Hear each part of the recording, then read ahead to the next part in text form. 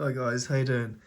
It's been a while since I've done a video and I thought I'd just do one on the Dornian cruiser that I'm working on at the moment.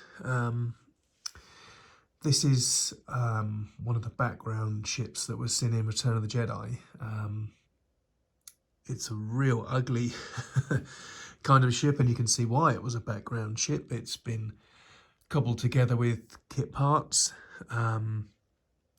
The body was a P-38 balsa sort of a plane that had a vac-formed plastic body. A really flimsy, horrible vac-formed plastic kit that God knows why ILM chose to use that as the mainstay, the main sort of body of the ship, because it is horrible to work with.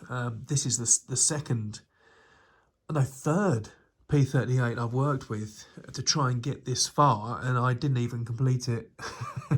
Anyway, this is from Marvin, a friend of mine that sent me his body of his P-38 that he couldn't get on with. It wasn't right for him, but one man's trash is one man's treasure, and that was my treasure receiving that from Marvin. I was like, no, I can work with this. This is great, thank you. So he sent me that. This is my failed attempt at the first one. Oh, excuse me, but it's actually a horrible, flimsy affair that's just an absolute nightmare to work with. I tried to fill it with resin and that just completely deformed the shape, and it had no stability. It's literally like trying to make it out of paper, and these aren't cheap. This is, you know, if you can get a kit for like 100 quid for one of these, it's kind of a good price, because they're old models that have just lost all their sort of strength, and yeah, they're just nasty to work with. You can see that's, you know, that's how they come. You have to cut all the parts out. So yeah, Marvin kindly sent me his one, and I think he's waiting on another to build. But he filled his with expanding foam and put a tube through the middle and a block armature, which has got a M6 mount thread in the bottom, which is a far better idea. And he sent it to me, and I just cleaned it up, put some more putty over it and sanded it smooth and re-scribed the lines, and yeah, kind of made it work. And I'm really happy with how it's turned out now. So yeah, I mean, these weren't seen really in the film. It was very background, you know, short scenes where you see the Falcon fly past and you can just notice it, the side profile of these in a few shots. But then it was brought back in Rogue One, which was quite a nice touch. They brought that ship back and put it in, and you can see that in Rogue One. But to me, I kind of like it. I like the fact that it's weird and ugly and made of strange parts. It's basically, this is, none of it's my ID work. This is all down to chaps on the RPF. There's a thread on there that's very helpful. Gives a lot of the IDs that we used, and that they were ID'd from really blurry, low-res black and white photos. Since then, we have had the better pictures released in the Second Chronicles book. But yeah, they did a fantastic job of IDing this, because it really is a nightmare to sort of see. But yeah, it's basically the Slave One. I mean, this is two Slave One sort of skirts put together, the nose part, to try and give that sort of rebel, you know, layer ship kind of look. And the rest is a Volvo truck, the Slave One parts, Ferrari F1 car. And I think that's about it. There's a bit of flat KT8 in there. But yeah, it's a real oddball.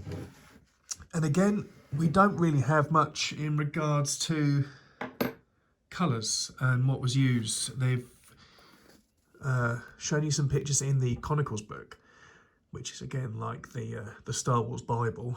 But yeah, that's all you can see really. That's, you know, there were some shots that were taken inside the archives that are floating around on Facebook, and they got sent to me. And again, you can see it sort of in a sorry state, laying on its side. You can see a bit better though the colours through those photos. I went with SP lettering grey from Archive X. It just seemed to be that light tone was showing through from all the weathering and the sort of the dark parts. And that was over a flat black base. But yeah, I'm going to show you some chipping work. I'm going to try and just darken down that SP lettering grey with just mottling and general soot and dark and weathering sort of blast marks and that, to try and give it that darker look that can be seen in the photos. Okay, so please excuse the state of this desk. It's a right mess.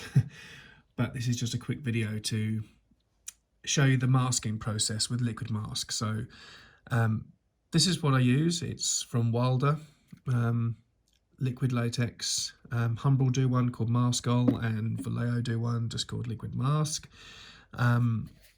Very easy to use. It is just a liquid that you can apply with a sponge or these rubber tipped brushes. John Bird put me onto these, and I've been using them ever since with the Boba Fett helmets and that sort of thing. They're fantastic to apply this liquid mask. I like the ones that have like an angle on the end and a point. So I'm going to apply this liquid mask in just random areas. The reference photos aren't great. They are just basically blurry or high sort of contrast pictures that don't really show the exact weathering. So I'll get it close to how it looks, but I'll also, you know, use some artistic license and be able to sort of put my own feel to it. I can't see this in the reference pictures, but I want to dull down this bright SP lettering grey with some darker shades. And rather just have darker shades, I want to have chipping within those shades, so like a dust chipping or a mist chipping. And you simply, with the rubber tipped brushes, you can literally just go around and just dab it on. These last quite a while, but they can just turn into sort of rubber at the bottom of the jar. To prevent that, you do need to clean the top of the rim of the jar. Otherwise it just gets all rubbery and you don't get a tight seal. But you can liven them up with a bit of water. Apparently, I've never tried it, but apparently you can thin it down with just tap water. But I'm just randomly dabbing on this Maskol. I'll try and just zoom in for. There you go, so you can see a bit better. And again, you can just dab it on. After a few seconds, though, it starts getting tacky and it will start coming off on the tip of the brush. So you've got to be quite quick when you apply it. Yeah, so just random little dots and patterns and where and marks and chipping would happen in real life. Then you can move over to the sponge and take most of it off though. So you've got quite a load on there. On a paper towel, just dab the weight of it off, and then you can just apply it. You can just apply it randomly, turning the sponge so you never get the same repeated chipping, because that will look awful. And when you've got an area like that you're happy with, you can now go in with a darker shade, which I'm about to do now. And literally within a minute, that liquid mask dries and you can rub it off with your finger. Okay, so I've mixed up some Archive X 1975 concrete. It just appears to have this, the reference pictures appear to have this darker tone and off-white, grey, warm feel to it, and I think with some misting and some light passes with this concrete, that'll help.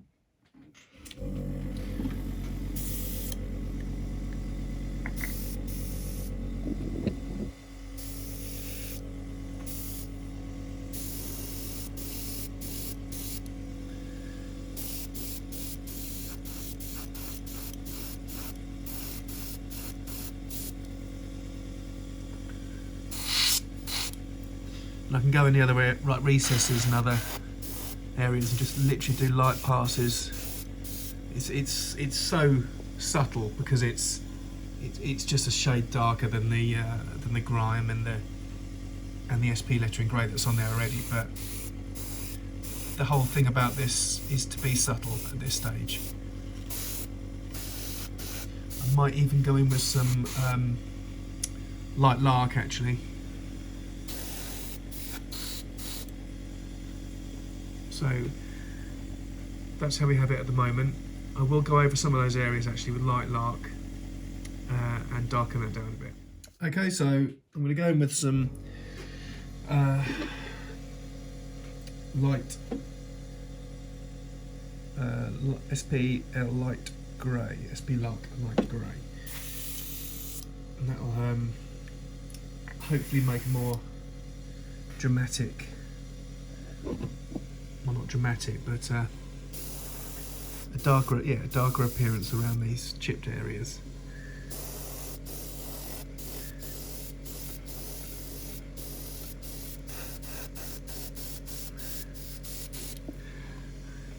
Sorry, it's difficult to see,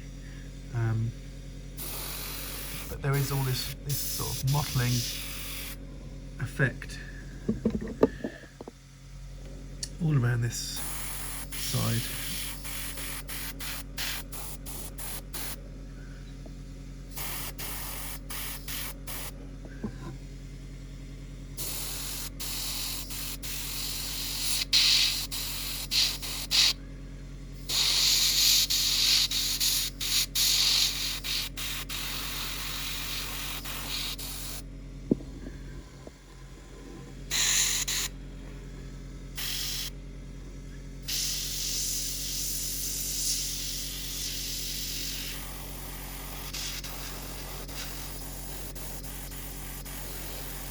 And I'm literally just flicking the trigger back and forth, just trying to get this modelling look to the side of this Dornian cruiser as it appears in the reference. And I'll be doing that all over the model. But literally, I can go in right now, turn the compressor off, and then I can go in. It's that quick that the paint sets up, and I can go with my finger and just start rubbing this liquid mask off, and you'll start seeing the chipping.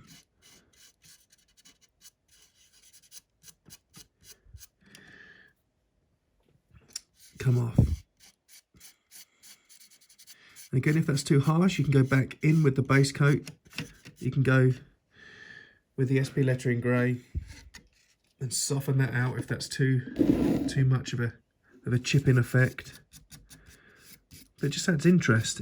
I can't really see it in the reference pictures, but it doesn't matter. So yeah, that looks a bit too harsh for me, but it's there. But what I can do is, I'm doing this on the fly, sorry, but I will just clear the airbrush out of the lark and then go back in with the concrete.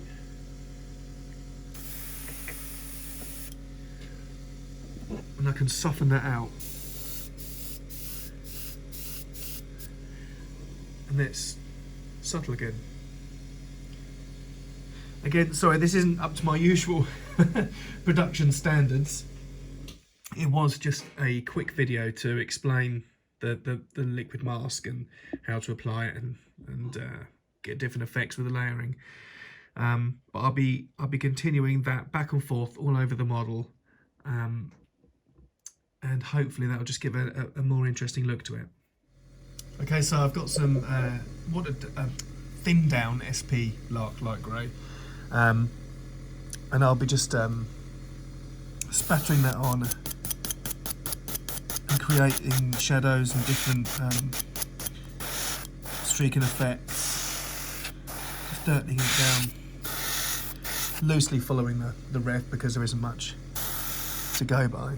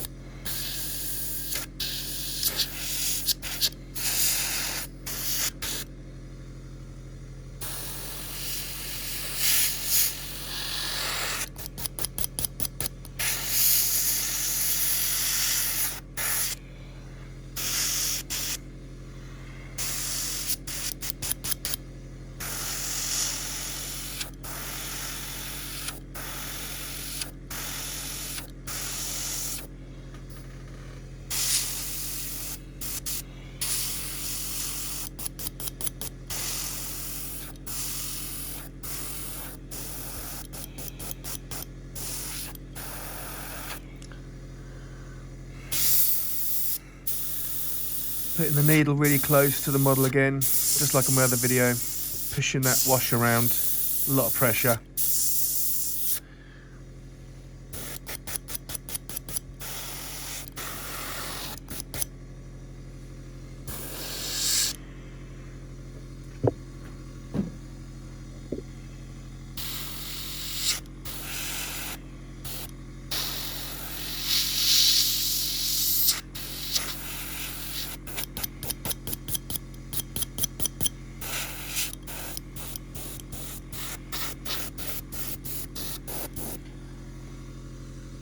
And I'll just be repeating this all over the model, just getting random splotches, because the scale is meant to be huge, right? It's not meant to be like an X-Wing. It's God knows what scale they're intending it to be. I suppose the same as the Blockade Runner.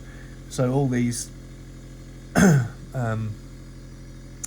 effects are kind of going to be subtle due to the size of the thing. But looking at the ref, there are all these like splotches and kind of like misting effects over it. And I'll go again darker than this. I'll go back in with a dark Lark after this pass, and it's just building up the layers. Okay. Sorry, this is getting onto handheld now, so it's going to be a bit wobbly holding the camera and the airbrush all in one go, but I'm just going to be just firing this around the corners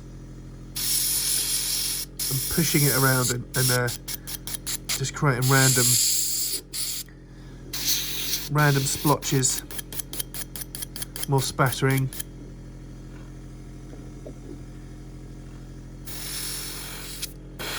Random streaks backwards.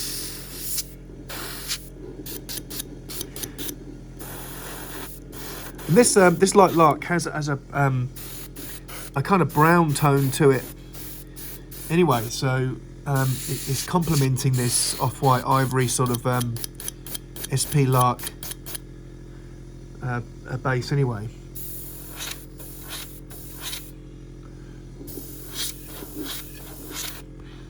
Just don't worry about it too much. Just get stuck in and just have fun. These were built, and well, not built, but these were painted very quickly.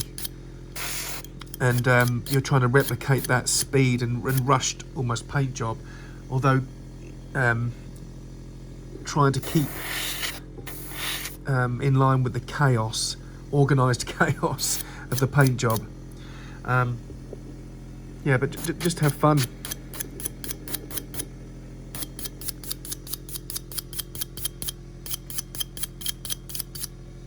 Now I've just added the red, which I used for that, which was just any red I could find off the shelf. I didn't really care. It was just red, 1975 Caboose red. With something like this, there's one thin little red line in it, so I'm not going to lose sleep over what shade of red that was. But just having fun with this, just mixing colours on the fly. I've just chucked some of that red in with the dark lark and did a mix, because I can just see that there's just some, it kind of looks like there's some red on there. There might not be, but it's just adds interest to the model. And I've just sprayed a bit of red on there and around the dish, some misting, anything like that just gives a slight interest, some difference to the model. And I'll go over that again probably with the dark lark, and it will almost disappear, but it's just I think there's a bit under here that's red, right under the nose it appears on the ref, but I don't know if that's right at all, but it's just fun. Just adds interest.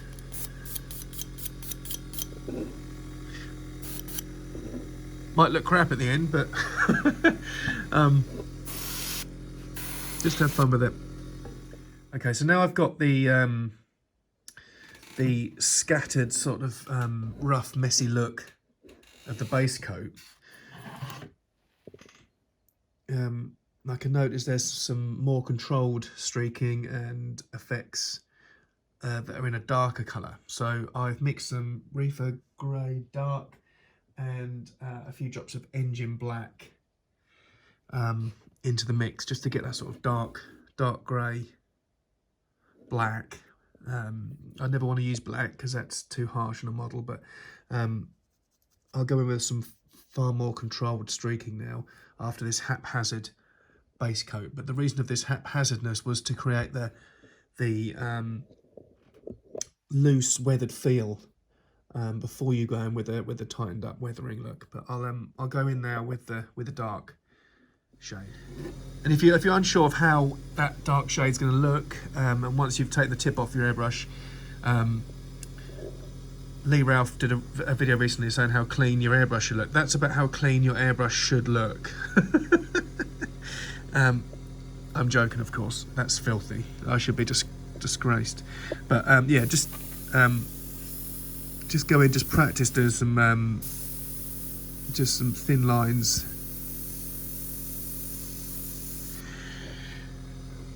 And then when you're happy with how that's looking, you can. Sorry, I'm holding the camera again, but I'm literally just doing this as a way of showing these random marks.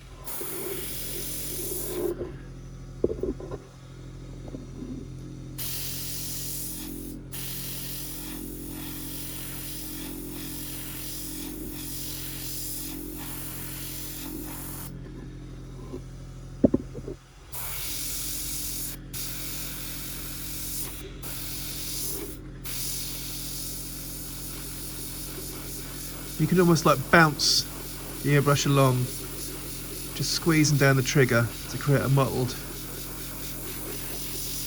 effect. In and out as well.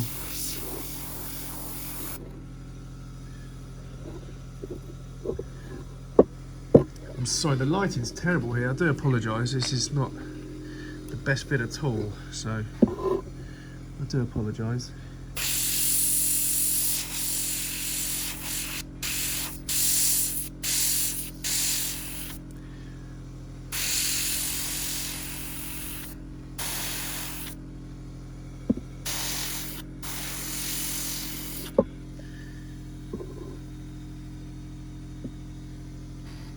But I'll do this all over it again much more controlled streaking,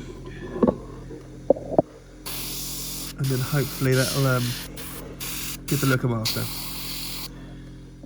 Okay, so this is how it stands at the moment. Not at all 100% accurate, but with a model like this that's rarely seen in the background shots and is only laying around in the archives with not much reference of it, I'm not too fussed about it being perfect. I just wanted to capture the feel of it, and there's still work to do on it. I'm still going to go in with some brushwork, with like some thin down earth maybe, or some washes and staining and that sort of thing. And also I've still got to put these on, so I kind of jumped the gun weathering it, but I can do them separately and then stick them on at the end. And I think they've got some reddish tones to them as well, so they've got to be done perhaps with some misting with weathered black maybe, or just some sort of the same sort of red tones that are under the front. Guy Cowan has very kindly sent me the Ferrari parts that attach those to the body, so once they've arrived in the post, I can add them on. But I'll give you just like an overview of how it's looking at the moment. There's basically just 3 colours on this. The concrete, dark, lark, and oh well, no, it's Reefer Grey, I suppose, with some black mixed in. But it looks very harsh at the moment, very stripy. But I kind of like that look of I don't know. It looks like an underwater sort of creature. It's got that interesting stripy mottled vibe to it, and I think that's kind of neat. I quite like that look. But again, it's far from finished. And I've still got all the underside as well. But for the purpose of this video, that's shown you